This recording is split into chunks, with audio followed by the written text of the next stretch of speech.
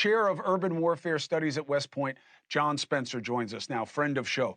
John, thank you for joining me on such an important day. And I know that you understand the larger responsibility of what Israel is doing versus us. But let's talk about it as if we don't feel that way. Just about America and what it means for us.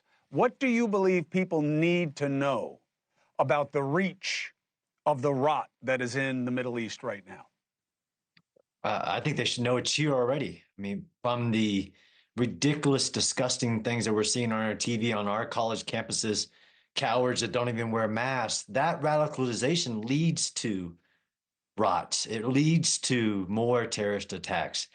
It leads to that internal decay from external influence of the Islamic regime in Iran, of Russia, influencing these youths who can believe all these lies. And they're not the civil rights movement. They're not the anti-Vietnam crew.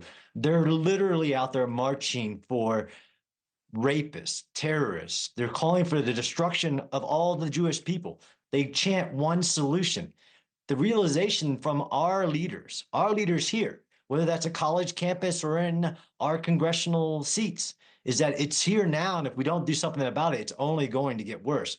This is a red flashing light of severe catastrophe happening here, let alone our foreign policy with the Islamic regime. So answer this deflection.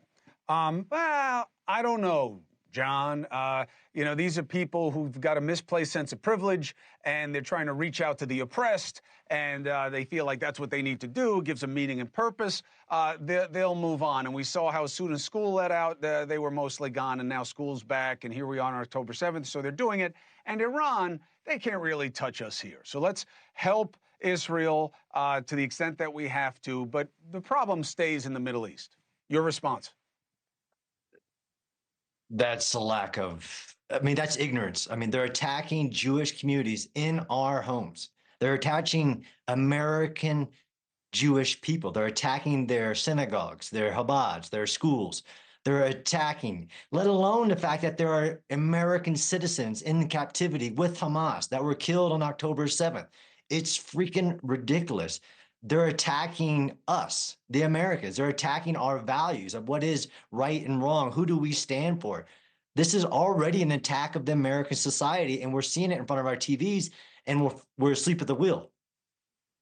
So what do we do? What is the option? What is the decision chain here? There's no will among the American electorate right now for boots on the ground, although they should know. We've been moving in tens of thousands of people to help with evacuations and other logistical things that makes our fighting men and women vulnerable in the region. But there's no will to be on the ground. Certainly Trump, while he's had a strong affinity for Bibi Netanyahu, he is not one to commit troops in the Middle East. Harris, you heard what she just said. The people of Israel and the people of America have a bond. I don't even know what that means because it's about state actors, not about citizenry.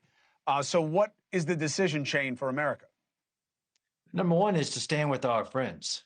We stand with our friends who are being attacked. They're not at war with 7 different fronts. They're being attacked daily by 7 different fronts. They couldn't even have a Remembrance Day for October 7th without the Houthis launching a surface-to-surface rocket and sending millions into captivity. So first, we need to have a unified message that we stand with all the Jewish people of the world, and we stand with Israel in defending its citizens.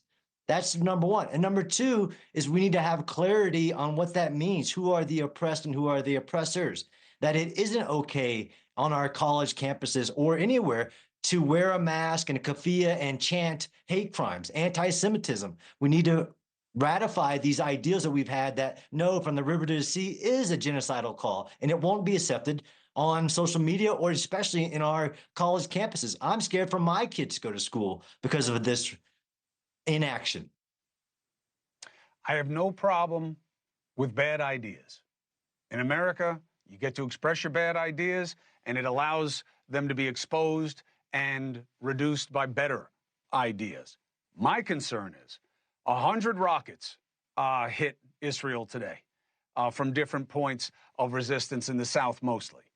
If one rocket like that went off and hit one bus in America and killed a group of Americans, everything would change. And we need to stay ahead of that with policies and people who are thinking the right way about how to blunt the threat of Iran instead of just waiting for the American people to be outraged by what happens here. We got to remember the lesson of 9/11. You and I lived it. And we got to remember that the idea of never forget wasn't just about that day. It was about who did it. John Spencer, to be continued. Appreciate you as a resource to my audience. Thank you, sir. Thank you.